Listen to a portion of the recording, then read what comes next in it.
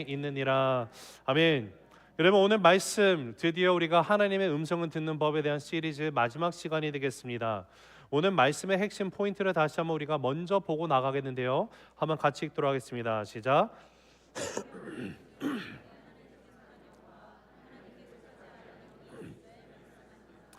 그러므로 성도는 하나님의 영이 나에게 말씀하신 것인지 아닌지를 적극적으로 분별해야 합니다. 한 번 더 읽으실까요? 시작. 성경은 이 세상에 하나님께 속한 영과 하나님께 속하지 않은 영이 있음을 말씀합니다. 그러므로 성도는 하나님의 영이 나에게 말씀하신 것인지 아닌지를 적극적으로 분별해야 합니다. 여러분, 우리는 어느 한순간에 하나님이 주시는 음성을 듣게 됩니다. 근데 그 음성을 들은 찰나가 지난 후에 바로 사단이 나에게 주는 어떤 음성을 또 동시에 들을 수가 있다는 사실을 우리는 잊어서는 안 됩니다. 그것의 고전적인 예가 바로 베드로 사건이었습니다. 예수님께서 제자들에게 너희는 나를 누구라고 하느냐라고 물으셨을 때 사도 베드로가 당당하게 자신감을 가지고 얘기를 했죠. 예수님은 그리스도시요 살아계신 하나님의 아들입니다라는 고백을 했던 거 여러분 기억하십니다. 그때 예수님께서 베드로에게 하셨던 말씀이 바요나 시몬아 내가 옳도다. 이것을 네가 안 것은 너의 육으로부터 난 것이 아니라 하나님이 영이 너에게 알게 한 것이다 라고 말씀하시며, 하나님이 너에게 알게 하신 영감을 주신 거야 라고 하시는 사건이 있었어요. 근데 그 고백을 한 지 얼마 지나지 않았어요. 바로 예수님께서는 그 제자들에게 이제 자신이 십자가에서 못 박혀 죽으셔야 된다는 사실을 가르치십니다. 말씀을 하셨어요. 그때 또 베드로가 참지 못하고 일어나서 말하는 거 여러분 기억하시죠? 제가 한번 상상해 보면 베드로가 좀 다혈질이잖아요. 나서기도 좋아하고 일어나자마자 말합니다. 안 됩니다, 예수님. 무슨 말입니까? 살아계신 주님, 하나님의 아들이신 분이 십자가에 죽는다고요? 절대로 그런 일은 일어날 수 없고 내가 어떻게든지 막을 겁니다 라면서 얘기를 하고 나가는 장면을 상상을 해봅니다. 그때 또 예수님이 베드로에게 하시는 말씀 여러분 아시죠? 사단아, 내 뒤로 물러나라. 여러분, 이 사건을 통해서 우리가 알게 되는 중요한 사실은요, 한 찰나에 나는 하나님이 주시는 생각을 알게 될 수 있고요, 바로 지나고 또 다른 찰나에 사단이 나에게 주는 유혹의 음성을 들을 수 있다라는 거예요. 그러기 때문에 우리는 분명히 오늘 우리에게 주시는 하나님의 말씀 가운데 귀를 기울여야만 합니다. 모든 영을 믿지 않고 하나님으로부터 오는 것인지 아닌지를 우리는 반드시 적극적으로 분별을 해야만 합니다. 한층 더 나아가면은요, 하나님이 나에게 주시는 생각이 있고 사단이 나에게 주는 생각이 있으며 내 스스로 드는 나만의 생각이 있을 수가 있습니다. 우리는 이 세 가지를 정말로 정확하게 잘 분별을 해야만 할 것입니다. 여러분, 이것을 분별하지 못하면 이것이 하나님의 음성인지 사단이 나에게 주는 유혹인지 아니면 나 스스로 혼자 생각하는 나만의 어리석은 생각인지를 우리가 헷갈린 채 살아갈 수밖에 없다라는 것이죠. 그렇기 때문에 제가 여러분과 지난 시간에 정말 하나님의 음성인지 아닌지를 분별하기 위해서 어떻게 해야 되는지 총 7가지 질문들을 스스로에게 던지며 이 질문들을 기준으로 생각했을 때 정말 이것이 하나님이 주시는 것인지 아닌지를 분별하는 것에 대해서 나누기 시작을 했습니다. 우리가 좀 다시 한번 우리의 기억을 되살리기 위해서 첫 번째, 하나님이 우리에게 주시는 음성으로 들리는 것이 있다고 하면 이것이 정말 하나님부터 온 것인지 아닌지를 알기 위해서는 첫째로 하나님의 말씀과 일치하는지 아니하는지를 우리가 분명히 살펴봐야만 합니다. 왜냐하면 하나님은요, 우리에게 계시 주신 이 하나님의 말씀을 벗어나서 다르게 말씀하는 분이 아니십니다. 요즘에 정말로 문제가 되는 것이 신사도 운동이라는 것이 있습니다. 그것에 대해서는 제가 정확히 깊게 들어가진 않겠습니다. 나중에 성역 본문에 저희가 조직 신학을 하면서 그때 살펴봐야 될 부분이고요. 그러나 요즘에 신사도 운동의 그 문제가 무엇이냐면 하나님이 계시된 말씀이 이미 우리에게 주어져서 더 이상 다른 계시가 필요하지 않는데 내가 사도로서 이제는 하나님의 직통 계시를 받아서 전한다라는 그런 잘못된 해석이 존재하고 있는 것을 여러분 경계하셔야만 합니다. 하나님은요, 결단코 계시하신 하나님의 말씀에서 벗어나서 우리에게 다르게 말씀하시는 분이 아닙니다. 아니, 우리에게 주신 66권도요 내가 이것을 전부 다 이해를 못해요. 이것을 다 이해하지도 못하는데, 이해하려고 내가 기도하고 정말로 공부하고 묵상하고 나아가는데, 이것을 다 이해하기 전에 하나님이 우리를 분명히 데리러 오실 거예요. 예수님 오실 겁니다. 여러분, 하나님의 말씀과 일치하는지 아닌지를 우리가 살펴봐야 돼요.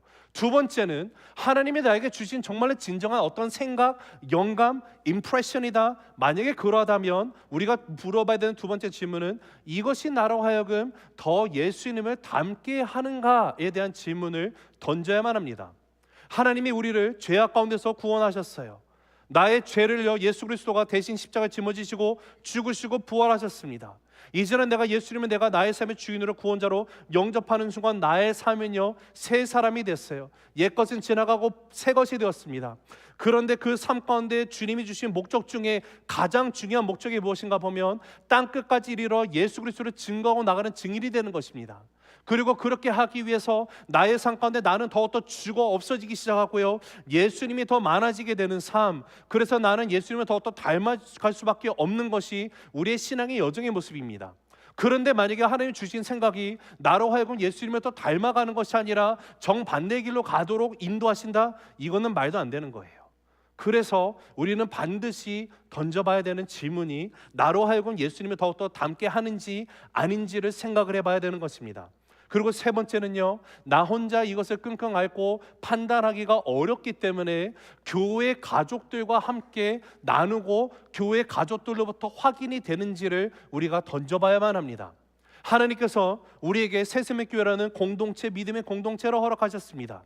우리 교회 안에는 목장이 20여 개의 목장들이 있습니다. 이 목장 모임 가운데 여러분이 적극적으로 함께 참여하고 신앙과 함께하는 것이 중요한 목적 중에 하나가요, 내가 나를 통해서 역사하시는 하나님이 형제 자매들 목원들을 통해서도 동일하게 역사하시는 하나님이시며, 내가 하나님의 음성을 들었다고 생각했을 때 이것이 맞는지 아닌지를 내가 정확하게 분간이 안 될 때 여러분 목장 모임에서 함께 나누시기 바랍니다. 하나님이 나에게 이렇게 음성을 주시는 것 같은데 우리 목원분들 함께 기도해 주시고요, 이게 정말로 하나님으로부터 오시는 것이면 분명히 하나님은 교회를 통해서 믿음의 공동체를 통해서 주의 말씀을 온전히 그 뜻을 알게 하시는 분이기 때문에 한번 함께 확인해 주시기 위해서 기도해 주십시오라고 함께 나눌 수 있는 이보다 더 안전한 곳이 있을 수가 없다라는 사실이에요. 그러하기 때문에 여러분, 교회 가족들로부터 확인이 되는지 우리는 물어야만 합니다. 그리고 오늘은요, 이제 나머지 네 질문인데요, 네 번째 질문은 우리가 화면을 보시면서 같이 읽습니다. 시작. 하나님이 나를 형성해온 모습과 일치하는가? 다시 읽습니다. 시작. 하나님이 나를 형성하신 모습과 일치하는가? 자, 에베소서 2장 10절 읽습니다. 시작. 우리는 그가 만드신 바라 그리스도 예수 안에서 선한 일을 위하여 지으심을 받은 자니 이 일은 하나님이 전에 예비하사 우리로 그 가운데서 행하게 하려 하심이라. 자, 우리가 어떤 존재입니까? 누가 우리를 만들었어요? 하나님께서 우리를 만드신 바가 되었다고 합니다.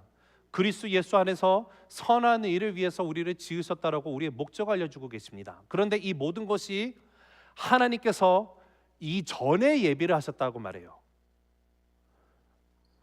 말씀을 통해서 우리가 알게 되는 사실은 하나님이 이 세상을 창조하시기 이전부터 태초 전부터 이미 한영근이라는 존재를 주님께서 아시고 나를 부르시고 나를 계획하시고 내가 어떻게 주의 나를 위해서 쓰임을 받기 위해서 나에게 분명한 목적을 가지고 나의 인생을 설계하셨다라는 거예요. 나의 인생의 설계 도면을 그리신 분이 하나님이십니다. 나를 형성하신 분이 하나님이십니다. 이 모든 것이 이미 전에 예비하시고 이제는 그 가운데서 주님의 뜻 가운데 계획하신 가운데서 내가 행해 나가는 삶으로 나를 부르신 거예요. 예수 안에서 선한 일을 위해서 부르신 거예요. 이것이 무엇인 뜻일까요? 바로 하나님께서는 분명한 목적을 가지고 저와 여러분을 모두 창조하셨다라는 거예요. 그러기 때문에 그 누구도 이 자리에 우연히 존재한 사람은 아무도 없습니다.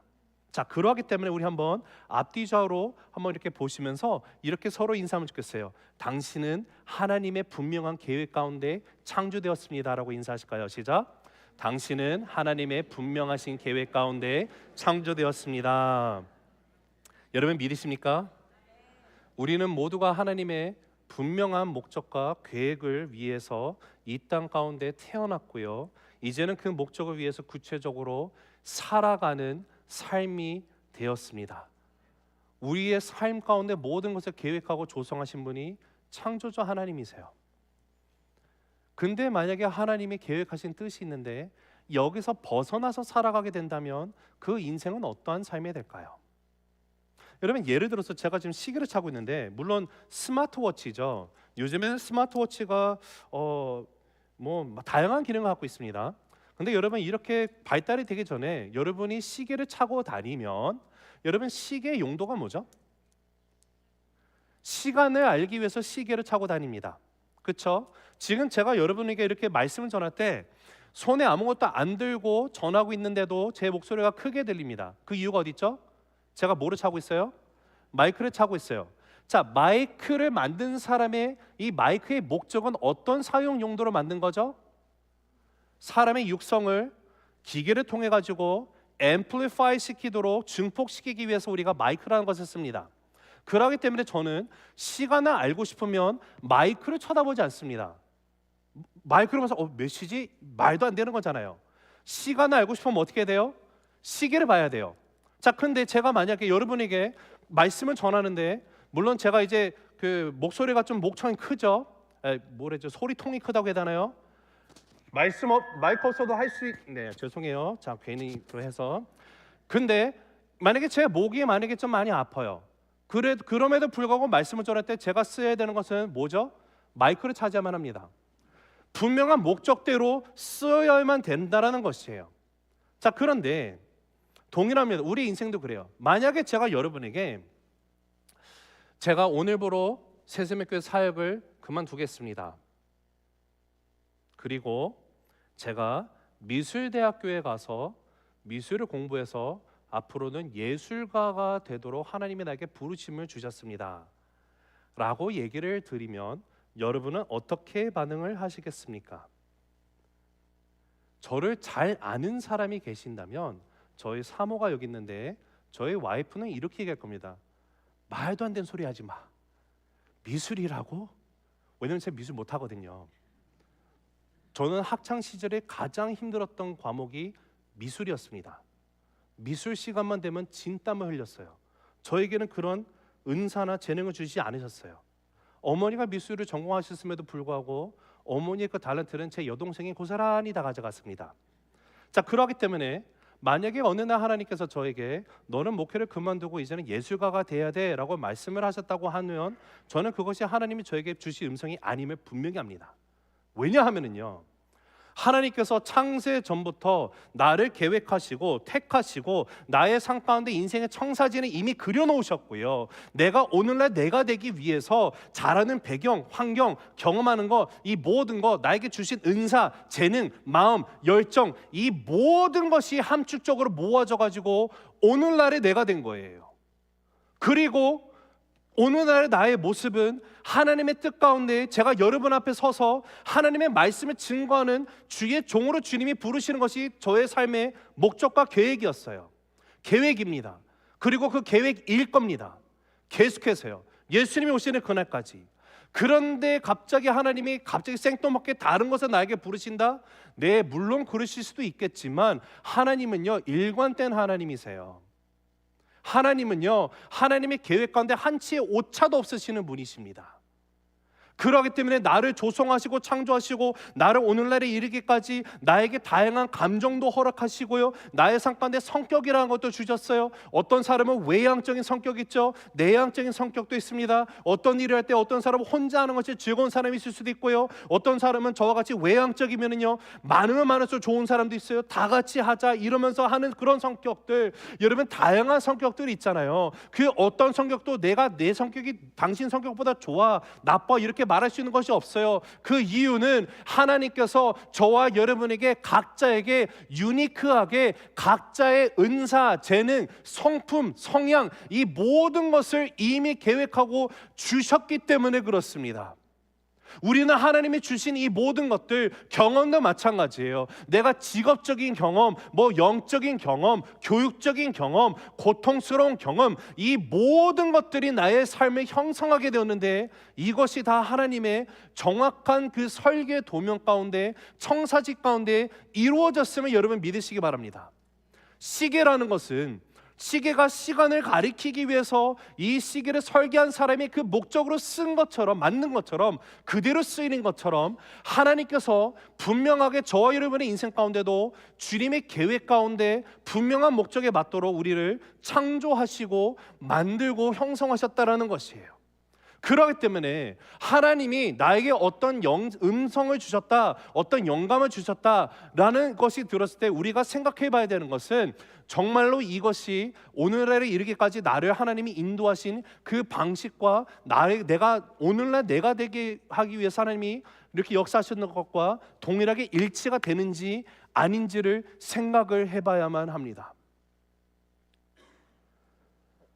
만약에 하나님께서 저에게 새세미교회 사임하고 너는 나가서 전문 댄서가 돼야 될 거야, 브레이크 댄스 해봐 라고 하신다면요, 하나님의 음성일까요, 아닐까요? 그럴 리가 없어요. 하나님, 제 발목은 어떡하고요? 안 돼요 하나님. 아니에요. 왜냐하면 저는 몸치거든요. 아니에요. 나에게 주신 은사와 재능을 내가 잘할 수 있는 것이 무엇인지를 내가 발견을 하면은요, 나의 삶을 향한 하나님이 갖고 계신 뜻을 우리가 발견을 하게 돼요. 그래서 로마서 12장 6절을 보면 이렇게 얘기하죠. 같이 읽습니다. 시작. 우리에게 주신 은혜대로 받은 은사가 각각 다르니. 여러분, 하나님께서 여러분에게도 주신 은사가 각각 있습니다. 하나님이 주신 은사, 계획, 재능, 이 모든 것, 오늘날 내가 되도록 만드신 것과 정반대로 모순되도록 나를 갑자기 180도 바꿔가지고 다른 거를 지키실 하나님이 아니라는 거예요. 물론 만약에 이것이 하나님의 나라의 확장을 위해서 주님의 필요해서 나를 부르시면 그렇게 갈 수 있습니다. 그러나 보편적으로 하나님이 역사하시는 거 보면 오늘날 내가 나가 되게 한 것을 이것을 통해서 끝까지 그대로 사용하시는 하나님이세요. 여러분, 우리가 생각할 때 사도 바울을 되게 놀라운 사람을 생각하는데요, 여러분, 하나님의 입장에서 보면 사도 바울 놀라운 거 하나도 없어요.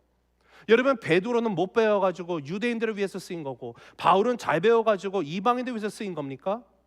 아니요. 하나님의 청사진에서는요, 둘 다 똑같이 쓰임 받은 거예요. 바울이 나가서 이방 선교하고 나갈 수 있었던 이유는 하나예요. 제가 봤을 때 물론 여러 가지가 있겠지만 묵상하다 이런 생각이 들더라고요. 바울이 그렇게 나가서 이방인을 위해서 할 수 있었던 이유는 그가 이중 언어를 할 수 있는 그런 문화 가운데 태어나고 자랐기 때문에, 하나님이 그렇게 조성하셨기 때문에 가능한 거예요. 그냥 쓰임 받은 거예요. 제가 한국말하고 영어를 할 수 있기 때문에, 제가 영어로도 한국말도 설교하고 할 수 있는 거, 제가 잘나고 대단하고 이런 거 전혀 없는 거예요. 그냥 하나님께서 이를 위해서 저를 조성하시고 창조하시고 이 목적을 위해서 저를 준비시키셨기 때문에 저는 그대로 쓰임받는 것 뿐이에요. 그 누가 이것을 내가 더 잘하고 못하고 말할 수가 있겠습니까? 중요한 것은 하나님이 나에게 주시는 음성인지 아닌지를 우리가 확인하기 위해서 오늘날 내가 되기까지 주님이 나를 어떻게 인도하시고 어떻게 조성하시고 나에게 주신 재능은 무엇이며, 이것을 봤을 때 이것이 정말 일치하는지 아닌지를 우리는 반드시 생각을 해봐야 돼요.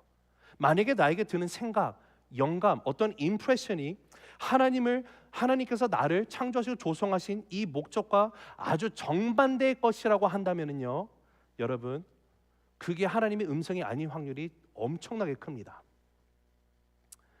자, 다섯 번째는요, 같이 읽습니다. 시작. 내 책임과 관련이 있는가. 한 번 더 읽습니다. 시작.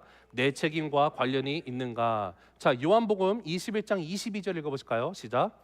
예수께서 이르시되 내가 올 때까지 그를 머물게 하고자 할지라도 내게 무슨 상관이냐, 너는 나를 따르라 하시더라. 여러분, 만약에 나와 상관이 없는 것이면은요, 하나님 얘기 안 하실 거예요. 나의 책임이 아닌데 굳이 왜 하나님이 다른 사람의 책임을 나에게 이야기를 하시겠습니까? 그 대표적인 예가 요한복음 21장이에요. 자, 21장은 여러분이 이미 아시는 것처럼 예수님이 부활하시고 난 후에 갈릴리 호수에서 이미 가셔서 제자들을 기다리고 계시는 장면입니다. 근데 베드로가요, 예수님이 주님이시다라는 얘기를 듣고 고기 잡으려다가 한 마리도 못 잡고 갑자기 뛰어들어서 예수님한테 가죠. 갔는데 해안가에 가니까 예수님이 불을 모닥불을 펴놓고 거기서 생선을 굽고 계셨어요. 그러면서 베드로가 오니까 베드로에게 묻는 질문이 세 가지가 있었죠. 네가 나를 정말 사랑하느냐? 이 질문에 대한 답을 들으시면서 나의 양을 먹이라, 나의 양을 치라, 나의 양을 먹이라 하시는 예수님. 베드로가 실패 자리에 있었지만 베드로를 다시 회복시키시는 자리로 우리는 이미 잘 압니다. 그런데 여기서 끝나는 것이 아니라 그 바로 이어서 예수님께서 베드로에게 너의 삶의 결과, 나중에 종착점이 어딘가 하면 너도 나처럼 십자가 짊어 죽게 될 거야, 고통을 받고 너는 죽게 될 거야 라는 얘기를 하시는 거예요. 예수님이 베드로가 어떻게 죽을지에 대해서 얘기를 하세요. 그때 베드로가 그 말을 듣고 아마 많이 당황하지 않았을까 생각을 저는 해봐요. 그러다가 베드로가 옆에 봤는데 옆에 누가 있나 봤더니 사도 요한이 있어요. 요한이 있으니까 갑자기 또 이 호기심이 발동했는지 베드로가 묻는 것이 뭐냐면, 예수님, 오케이, 그러면 얘는 어떻게 죽어요? 요한은요? 이 질문을 했을 때 예수님이 하신 말씀이 22절이에요. 예수께서 이르시되 내가 올 때까지 요한을 머무게 하고자 할지라도 베드로야, 너랑 무슨 상관이니? 너는 그냥 나를 따라오라라는 말씀이에요. 쉽게 말하면 다른 데 신경 쓰지 말고 너 일이나 제대로 하면 돼 라고 하시는 예수님의 말씀이에요. 여러분, 저는요 하나님의 절대적인 주권을 믿습니다. 저는요 하나님이 오늘날 제가 오늘에 이르기까지 저를 인도하시고 저에게 음성을 들려주시고 저를 강권적으로 혼내시기도 하시고요, 저를 만드시고 다듬어 가시고 오늘에 이르기까지 저의 삶까지 역사하시는 하나님께서 여러분의 인생 가운데 동일하게 역사하시는 하나님을 저는 믿어 의심치 않습니다. 그러하기 때문에 저는요 여러분을 위해서 기도할 때 하나님, 이분이 하나님의 뜻과 계획을 알게 말씀해 주시면서 기도 안 해요. 이유는 하나예요. 하나님께서 나의 삶 가운데 그렇게 역사하신 하나님이 하물며 여러분의 인생 가운데 더하시면 더하셨지 덜하실까요? 아니요. 저는 하나님의 주권을 믿어요. 그러하기 때문에 여기 우리 모든 성도님들이 향한 뜻이 무엇인지에 대해서 저는 하나님께 간구하지 않습니다. 하나님께서 여러분에게 알게 하셔요. 그리고 우리는 한 사람도 빠짐없이 주님의 뜻 가운데 온전히 쓰임받고 저 천국을 가리라 믿습니다. 하나님이 나에게 말씀하시는 것을 들어야만 해요. 다른 사람에 대해서 걱정 그만하셔도 됩니다. 로마서 14장 10절 12절 보면 같이 읽습니다. 시작. 내가 어찌하여 내 형제를 비판하느냐? 어찌하여 내 형제를 업심여기느냐? 우리가 다 하나님의 심판대 앞에 서리라. 이러므로 우리 각 사람이 자기 일을 하나님께 직고하리라. 여러분, 모두가 하나님 심판대 앞에 서게 되어 있습니다. 그런데 섰을 때 우리가 무엇을 하나님께 직고하게 돼요? 내가 한 일을 직고하는 거예요. 다른 사람에 대해서 직고 안 합니다.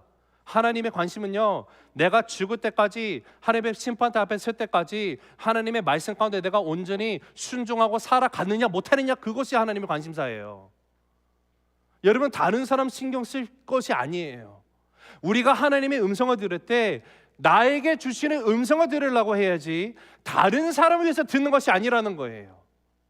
간혹 가다가 모든 사람들을 위해서 예언자 역할을 하고자 하는 분들이 계십니다. 여러분, 모든 사람을 위한 예언자라는 것이 무엇이냐면요, 간혹 가다가 이런 분들이 있어요. 하나님, 내가 당신을 위해서 기도를 했는데 하나님께서 이 음성을 들려주라고 하셨습니다. 당신 곧 있으면 건강 나을 거예요. 당신이 나중에 교사가 되라고 하나님 나에게 음성을 주셨습니다. 그렇게 말씀하신 분들이 있거든요. 맞을 수도 있지만 제가 반문을 던져볼 수 있으면 이런 질문을 할 수 있어요. 왜 하나님께서 굳이 다른 사람이 무엇이 하게 될지를 나에게 굳이 말씀하셔야 되는 이유는 어디 있을까? 저는 그 이유를 성경 어디서도 찾아볼 수가 없습니다. 왜냐하면 하나님의 최고의 관심사는 나예요. 하나님께서는요, 새생명교회를요 저를 위해서 사용하신다고 저는 믿습니다. 오해하지 마세요. 무슨 뜻이냐면 내가 진정으로 목사가 될 수 있도록 하나님께서 새생명교회를 들어 사용하신다라는 거예요. 하나님께서는 여러분 한 사람 한 사람을요 새세명 교회를 이곳에 놓고 여러분 여기 계신 거는 여러분 한 사람 위해서 이곳에 놓게 하셨습니다. 새세명 교회 존재하는 이유가 거기 있어요. 성경적인 근거가 있어야겠죠. 여러분 아브라함이요, 힘드니까 가뭄이 있으니까 애굽으로 잠깐 도망갈 때, 피난갈 때 걱정이 있었잖아요. 아내가 너무 이쁘니까 가서 혹시 아내라고 하면 나를 죽이고 당신 뺏을까 봐 내 누이라고 좀 거짓말하자고. 아니 그런 남편 또 어디 있어요 도대체, 그렇죠? 이런 예. 근데 그 사건을 통해서 우리가 깨닫게 된 게 뭐예요? 하나님께서 그렇게 믿음 없고 걱정 많고 근심거리 많고 자기 뜻대로 자기 생각으로 일을 파헤쳐 나가려고 하는 아브라함 한 사람이 하나님이 말씀하신 믿음의 조상이 되도록 하기 위해서 나라 전체를 들어 사용하시더라고요. 하나님 스케일이 정말 어마어마하게 크십니다. 여러분, 하나님은요 나에게 말씀하시는 거예요. 다른 사람에게 말씀하시는 것은 그 사람에게 동일하게 하심을 믿으시기 바라요. 그리고 모든 크리스찬들은요 하나님 앞에 직접 대화의 자리 가운데 나갈 수 있는 자격이 있지 않습니까? 내가 나의 삶의 가운데 예수님을 나의 삶의 주인으로 구원자로 영접하는 순간 어떻게 돼요? 나는 죽고요, 이제는 내가 예수님만 살아계시는 하나님의 아들, 딸이 되지 않습니까? 더 이상 대제사장, 제사장을 통해 갖고 하나님 앞에 나갈 필요가 없지 않아요? 왜냐하면 우리의 삶 가운데 유일한 대제사장은 예수 그리스도 한 분이신데 그분이 우리를 구원하시고 우리를 만인 제사장 삼으셨다고 분명히 성경은 선포합니다. 그렇기 때문에 우리가 주님 앞에 예수 그리스도의 이름으로 직접 나갈 수 있지 않습니까? 다른 사람의 도움을 통해서 받는 것이 아니에요. 하나님은 예수 그리스도를 통해서 우리 모두에게 각자에게 직접 말씀해 주심을 믿으시기 바랍니다.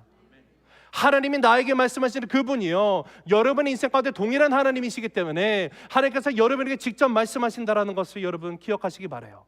그러하기 때문에 여러분 기도하시다가 하나님이 당신에게 이 음성을 나에게 말하라고 했소 라는 말을 하고 싶은 생각이 들면요 여러분 조심하셔야 돼요. 자, 그러나 만약에 그러다면 하나님이 나에게 다른 사람에 대해서 전혀 말씀을 안 하신다란 말일까요? 거기에 대한 답은 또 아닙니다. 가끔은 그러실 수 있습니다. 그러나 그것도요 분명한 필터링이 필요해요.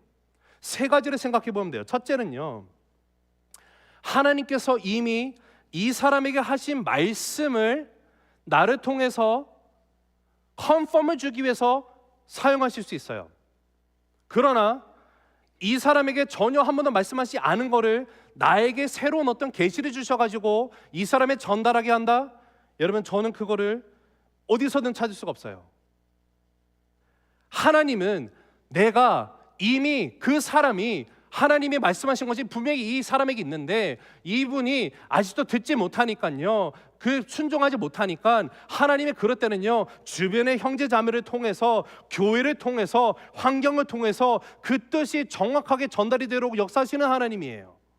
자, 두 번째는요, 정말로 하나님이 나를 통해서 누군가가 말씀하신다고 할 때는요 종종 내가 안 드러나게 하면서 하나님이 말씀하게 하십니다. 문제가, 제가 이것이 신학적으로 많이 고민하고 질문 던지는 것이, 만약에 하나님께서 아무개 형제 자매를 위해서 저를 통해서 말씀을 주셨다. 자, 그러면 이것을 제가 전달을 하고 갑니다. 그러면 어떤 일이 일어나죠? 대부분의 그렇게 말씀하신 분들의 특징은요, 내가 기도를 했는데 하나님이 이 음성을 주셔서 이렇게 말하고 와서 말합니다. 참고로 내가 기도를 많이 하는 사람입니다. 자기 의가 드러나기 시작을 해요. 하나님은 절대로 우리의 의가 드러나도록 어떤 음성을 주시는 분이 아닙니다. 내가 더욱더 예수 그리스도와 함께 교제하며 주님과 동행하는 삶을 살아가면은요, 말씀 가운데 붙들려 살아가면 살아갈수록 내 자신은요 사라지기 시작을 해요. 내 자신이 드러나지가 않아요. 십자가에 내 자신이 철저하게 못 박혀 없어지기 시작을 해요.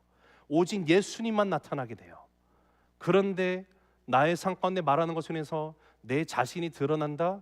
하나님이 주신 것이라고 저는 생각하기가 너무도 어렵습니다. 중요한 사실은 나도 몰라요. 이 사람을 위해서 말하는 것이 정말 하나님이 나를 통해서 말씀하시는 건지를 내가 몰라요. 그런데 그냥 자연스럽게 함께 교제하고 삶을 나누고 말씀도 같이 보고 하는데 내가 생각지도 못했던 아주 깊은 레벨에서 이 사람에게, 이 형제 자매님에게 마음껏 하나님의 말씀에 터치를 주세요. 내가 의도하는 것이 아니에요. 하나님은 그렇게 역사를 하시는 분이세요. 그리고 마지막 세 번째 더 중요한 것은요, 아까도 제가 누누이 강조해서 말씀드리지만 하나님이 나에게 직접 음성을 들려주시는 분이라는 사실을 내가 안다면, 내가 체험하고 경험했다면 그 동일한 하나님이 그 형제님, 자매님을 위해서도 직접 말씀하신다는 사실을 여러분 신뢰하셔야 돼요. 그렇기 때문에 내가 누군가에서 먼저 기도해서 말씀 듣고 전한다? 여러분 그거 교만할 수 있어요. 자, 여섯 번째, 정죄보다 확신을 주는 말씀인가? 같이 읽습니다. 시작. 정죄보다 확신을 주는 말씀인가? 한 번 더 읽습니다. 시작. 정죄보다 확신을 주는 말씀인가? 자, 로마서 8장 1절 2절 읽습니다. 시작. 그러므로 이제 그리스도 예수 안에 있는 자에게는 결코 정죄함이 없나니 이는 그리스도 예수 안에 있는 생명의 성령의 법이 죄와 사망의 법에서 너를 해방하였음이라. 여러분, 하나님이 우리에게 주시는 것은 확신입니다.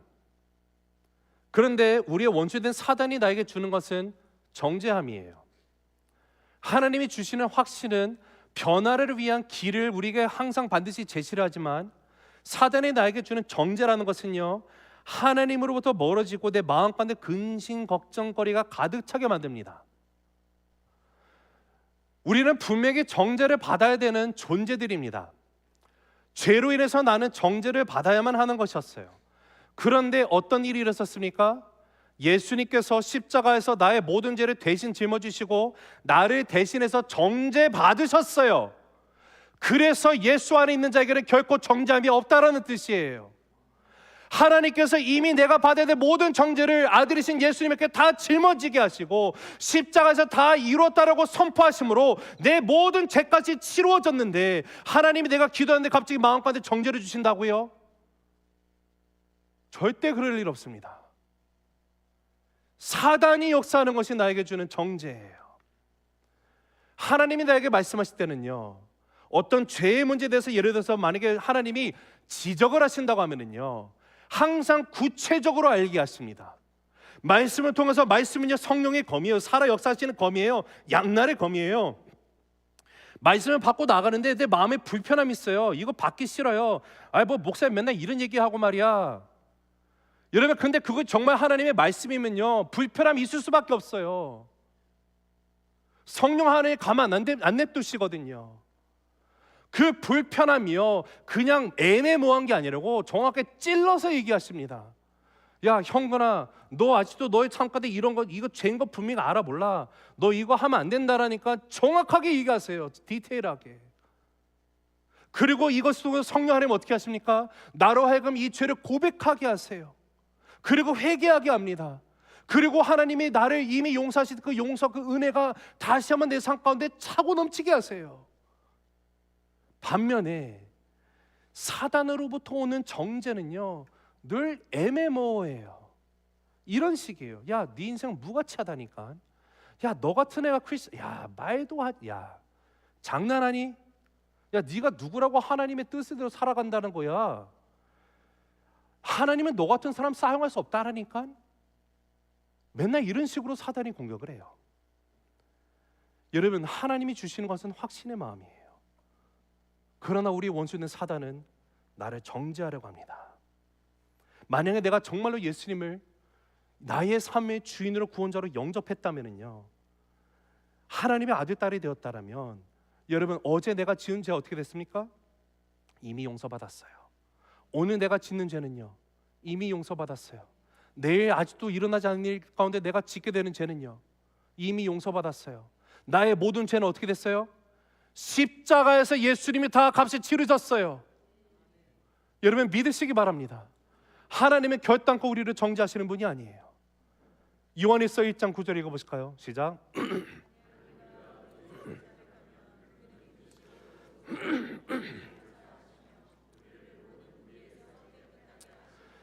자, 분명히 우리를 모든 불의에서 깨끗하게 하십니다. 언제요? 우리가 죄를 자백하면, 고백하면, 회개를 구하고 나가면 주님께서 우리를 용서하시고 깨끗하게 하세요. 하나님이 어떤 분이세요? 동이 서에서 먼 것처럼 나의 모든 죄를 완전히 삭제해 버리시는 하나님이세요. 하나님은 결단코요, 뒤끝있는 분이 아니시더라고요. 야 형건아, 너 얼마 전에 이 죄 졌지? 그거 생각 안 나? 이러시는 분이 아니라는 거예요. 죄에 대한 고백 후에도 그러나 내 마음 가운데 계속 맴도는 어떤 죄책감이 있습니까? 그거 절대로 하나님이 주시는 거 아니에요. 사단이 주는 거예요. 사단이. 왜요? 사단은 우리로 하여금 계속 정죄하게 하고요, 죄책감을 심어줌으로 말미암아 내가 이 죄에서 벗어나지 못하도록 하는 것이 그의 목적이기 때문에 그래요.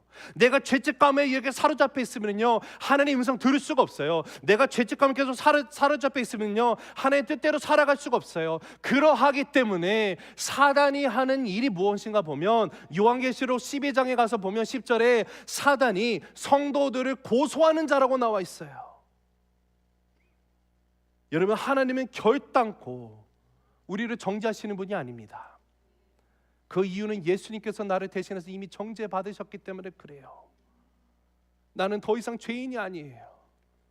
아직도 죄성 가운데 육신이 연약해서 죄 가운데 씨름하고 넘어짐에도 불구하고 하나님이 나를 바라봤을 때 내가 그리스도 안에 있기 때문에 나를 의롭게 여겨주시는 나의 아버지세요. 여러분, 하나님은 우리에게 주시는 것은 확신이에요. 성령으로 도는 것이 확신이에요. 정죄는 사단으로부터 오는 것입니다. 마지막 7번째, 같이 읽습니다. 시작. 마음 가운데 하나님의 평강이 있는가? 한 번 더 읽습니다. 시작. 마음 가운데 하나님의 평강이 있는가? 자, 빌립보서 4장 6절 7절 읽어보실까요? 시작. 아무것도 염려하지 말고 다만 모든 일에 기도와 간구로 너희 구할 것을 감사함으로 하나님께 아뢰라. 그리하면 모든 지각에 뛰어난 하나님의 평강이 그리스도 예수 안에서 너희 마음과 생각을 지키시리라. 여러분, 어떻게 내가 하나님의 평안을 얻을 수 있을까요? 기도하시면 돼요. 염려하지 말고 모든 일에 기도와 간구로 나의 아뢰 것을 하나님께 감사함으로 아뢰고 나아가면 됩니다. 그런데 하나님이 주시는 마음은 분명히 평강인데요, 기도하는데도 여전히 불안감을 느끼고 있다고 하면 그것은 하나님에게서 온 것이 아님을 아셔야 돼요.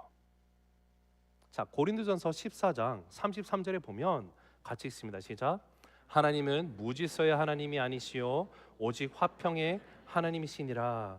여러분, 하나님은요 화평의 하나님이세요. 무질서가 아니시라고 말합니다. 갑자기 어느 날 이렇게 말씀하시다 그 다음날 이렇게 변덕으로 다르게 말씀하신 분이 아니라는 거예요. 하나님은 동일하신 하나님이에요. 완벽하신 하나님이세요. 여러분, 예수님께서도요 요한복음에 보면 14장에 가서 성령 하나님, 보혜사 성령이 너에게 임하시면 내가 너에게 분부한 모든 것을 너희가 깨달아서 알게 하고 지키게 할 것이고 또 나의 평강이, 세상에 줄 수 없는 평강이 너에게 임할 것이라고 분명히 말씀하셨거든요. 성령님이 우리 안에 평안해 주세요. 만약에 내가 하나님이 주시는 음성을 들었다라고 한다면요, 그러면 그 누구도 부정할 수 없는 결론에 도달하게 되어 있습니다. 그것은요, 내가 내 삶을 주님 앞에 온전히 내어드리는 결단을 하게 되는 거예요.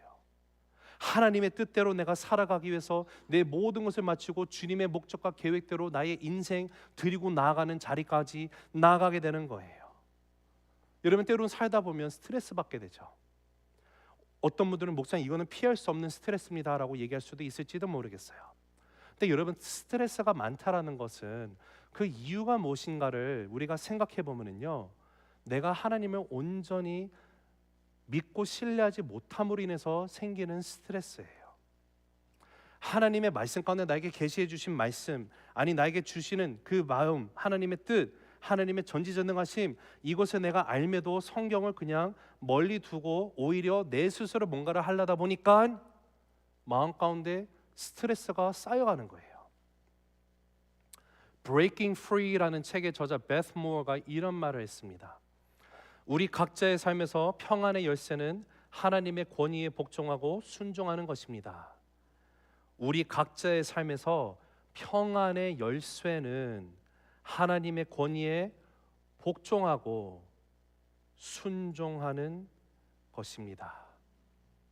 여러분, 순종하는 크리스찬은요, 하나님의 목소리를 듣고 순종하는 사람들이에요.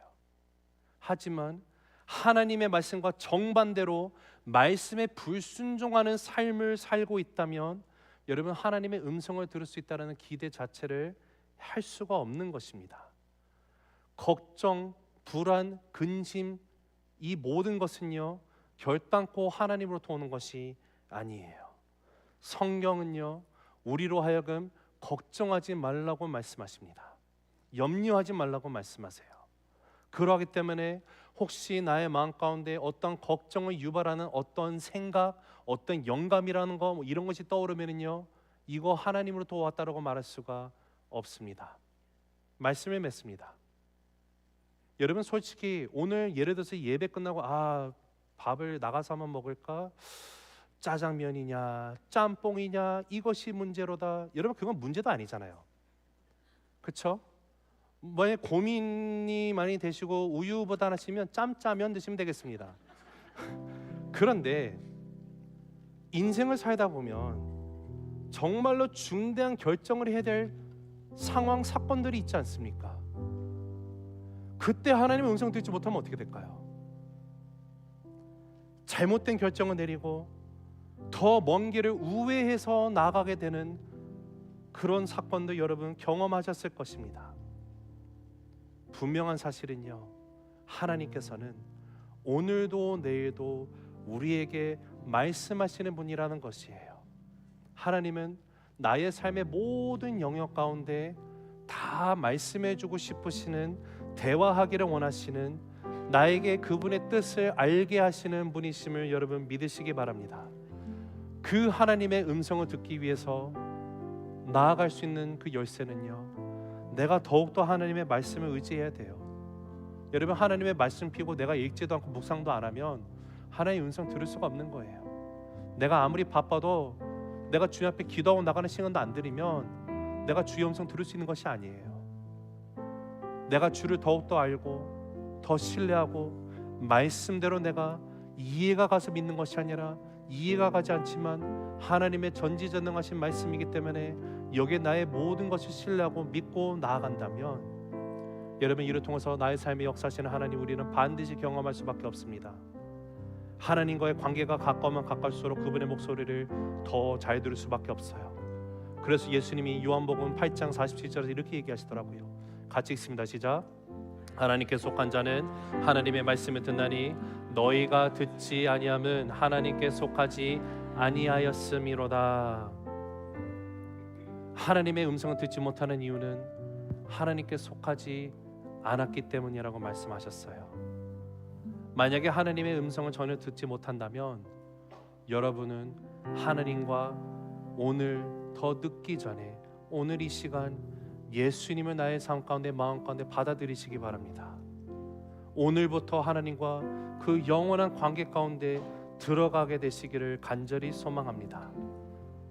제가 오늘 기도를 할 때 만약에 내가 예수님을 모르는데 오늘 말씀 가운데 정말 예수님을 나의 삶의 주인으로 구원자로 영접하고자 하는 그 마음을 하나님께서 주셨다면 여러분 제가 기도할 때 마음속으로 함께 따라 기도해 주시면 좋겠어요. 그리고 우리 다른 또 우리 모든 성도님들 혹시 이전에는 하나님의 음성이 무엇인지 내가 뚜렷하게 들었던 적이 있었는데 어느 순간인가 이것이 너무 흐릿해지고 더 이상 하나님이 들리지 않는 것 같고 너무 멀리 계신 하나님처럼 여겨지는 그런 어떠한 그런 모습 가운데 계십니까? 왜 하나님이 예전처럼 나에게 음성 안 들려주실까? 혹시 여러분의 삶 가운데 죄를 허용함으로 말미암아 그 죄가 하나님으로부터 큰 담벽을 쌓고 있어서 듣지 못하고 있는 상황은 아니십니까? 만약에 그러하다면 오늘 이 시간 성령 하나님께서 나의 삶 가운데 이 죄의 문제 정확하게 찔러주시고 내가 주님 앞에 입으로 고백을 하며 회개하며 나갈 때 다시 한번 주께서 나를 용서하시고 주의 자녀 삼아주시는 그 역사가 여러분의 삶 가운데 충만하게 임하게 되기를 간절히 주의 이름으로 축복합니다. 기도하시겠습니다.